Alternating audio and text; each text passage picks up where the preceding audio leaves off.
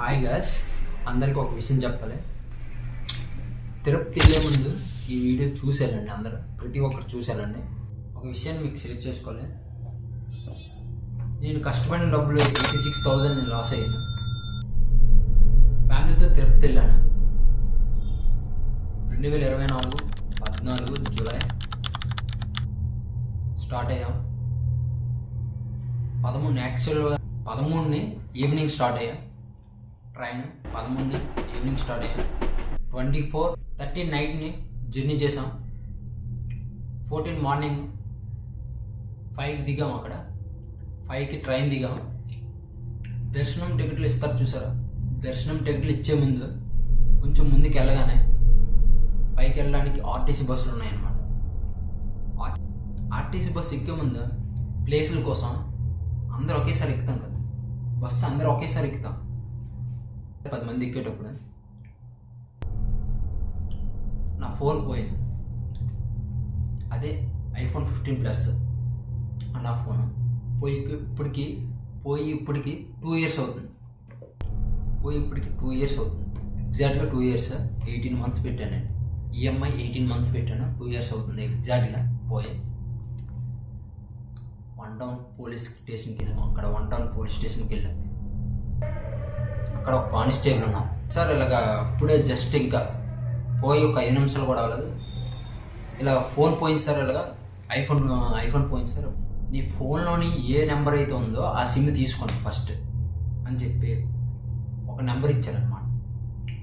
నెంబర్కి హాయ్ అని పెట్టండి. ఆ నెంబర్ నుంచి హాయ్ అని పెట్టిన తర్వాత మీకు డీటెయిల్స్ వస్తాయి. పూర్తి పేరు, అలాగే అడ్రస్, అలాగే pin code, area pin code, ఏ ఏరియాలో పోయింది మొత్తం అంతా అడ్రస్ ఇచ్చి మొత్తం అంతా ఫిల్ చేసి సబ్మిట్ చేశాను. ఒకరోజు తర్వాత వస్తాను. సండే పెడితే ఈరోజు అవ్వదు, ఈరోజు క్లోజ్. సైబర్ క్రైమ్ మన విజయనగరంలో సైబర్ క్రైమ్ ఈరోజు క్లోజ్, సండే కదా ఈరోజు సెలవు అన్నారనమాట. సండే రోజు 21 నాకు కేసు తీసుకున్నారనమాట. ఇక్కడ ఆన్లైన్ చేయించిన 200 రూపాయలు కట్టాను అనమాట వీసాకి. ఒక ఫామ్ ఇచ్చారు.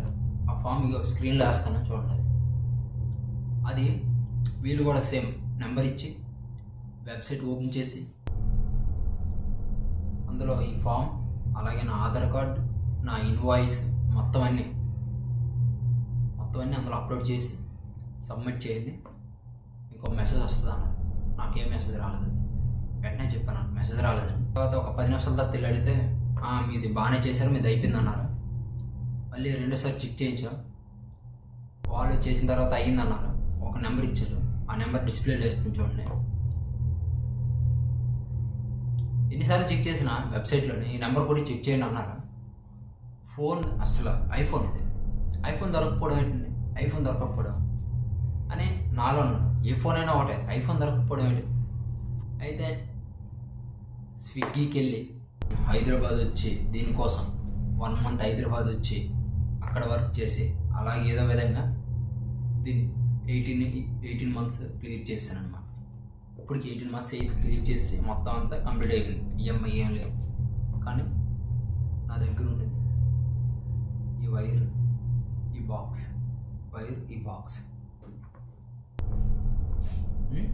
ఇప్పటికే 86,000, ఎగ్జాక్ట్గా 86,000. ఎవరైనా వదులుకుంటారా? ఎవరు వదిలే. ప్రతి మంత్ ఈఎంఐ కట్టే ముందు నా ఫోనే గుర్తొచ్చింది. నా కష్టం గుర్తొచ్చేది కాదు, నా ఫోన్ గుర్తొచ్చేది. నాకు కష్టం వాల్యూ పోయినా సరే ఫోన్ ఉంటే, ఫోన్ చేతిలో క్యారీ పడితే ఒక ఫీల్ అనమాట. ఇది నేను కొనుక్కున్నాను అని నాకు ఫీల్ అనమాట. నా డబ్బులతో కొనుక్కున్నాను, నేను కొనుక్కున్నానని ఫీల్ పడి ఎలాగోలా తీర్చాను ఈఎంఐ. దీన్ని కొంతమంది సోయింగ్ కోసం అయితే నేను తీసుకోలేదు. నేను చిన్నగా ఫోన్లో ఎడిటింగ్ చేస్తాను అనమాట. చిన్నగా కొంచెం అంటే అంత ప్రొఫెషనల్ ఎడిటర్ కాదు, చిన్న ఫోన్లో ఎడిటింగ్ చేస్తాను. ఎడిటింగ్ చేస్తున్నాం కదా అని వీడియోస్ చేస్తే ఎలా ఉంటుంది, కంటెంట్ వీడియోస్ చేస్తే ఎలా ఉంటుందని మంచి క్వాలిటీ ఆడియో అండ్ వీడియో 2 ఉండాలని iPhone 15 Plus తీసుకున్నాను. ఒక 10 days తిరిగాను మొత్తం ఫుల్గా. ఏటి ప్రాసెస్ నాకు తెలియదు. ఫోన్ పోయే ముందు ప్రాసెస్ ఎవరికి ఏం తెలియదు. ఇలా జరుగుతుందని ఎవరు తిరిగాను, చెప్పారు, అన్నిటికి తిరిగాను. 1 టౌన్కి వెళ్ళాను, మళ్ళీ అక్కడి నుంచి సైబర్ క్రైమ్కి వెళ్ళాను, సైబర్ క్రైమ్ నుంచి మళ్ళీ మీ సేవకి వెళ్ళాను, మీ సేవ నుంచి మళ్ళీ పోయే బాధలోనే, అలాగే ఈఎంఐ కట్టే మూమెంట్లోనే అలా ఫేస్ చేశాను అనమాట. ఈ 18 months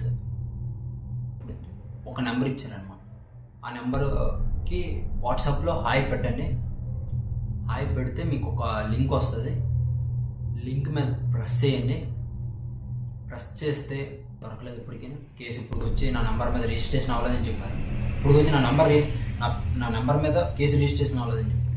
అప్పుడు రెండోసారి వెళ్ళి కేసు పెడితే ఇవన్నీ వాళ్ళు మాట్లాడినప్పుడు రికార్డ్ చేయాలి.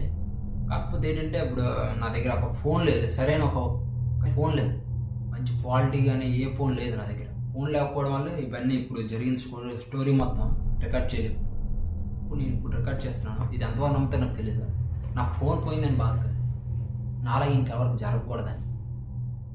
నాలాగే ఇంకా ఇదేనా ఫోన్ 20,000 30,000 ఫోన్ అయితే కంబ్యాక్ అవ్వచ్చు. ఒక 86,000 రూపాయల ఫోన్ అయితే మాత్రం కొంచెం కంబ్యాక్ అవ్వడానికి కష్టం. అది కూడా ఒక స్టూడెంట్కి కంబ్యాక్ అవ్వడం చాలా కష్టం. చాలా జాగ్రత్తగా ఉండండి. రెండోసారి వెళ్ళాను, కేసు పెట్టాను. ఇప్పటికి 6 months అవుతుంది. ఇప్పటికి అలాగా 2 years అయిపోయింది. ఫోన్ దొరకలేదు, ఇప్పటికీ దొరకలేదు. చాలా జాగ్రత్తగా ఉండండి. రోజులు మంచివి కాదు. ఫోన్ తీసుకున్నావా, బంగారం తీసుకున్నా, ఏది తీసుకున్నా చాలా జాగ్రత్తగా ఉండండి. ఇంకా ముందు రోజులు చాలా డిఫరెంట్గా ఉంటాయి. చాలా జాగ్రత్తగా ఉండండి. Good bye.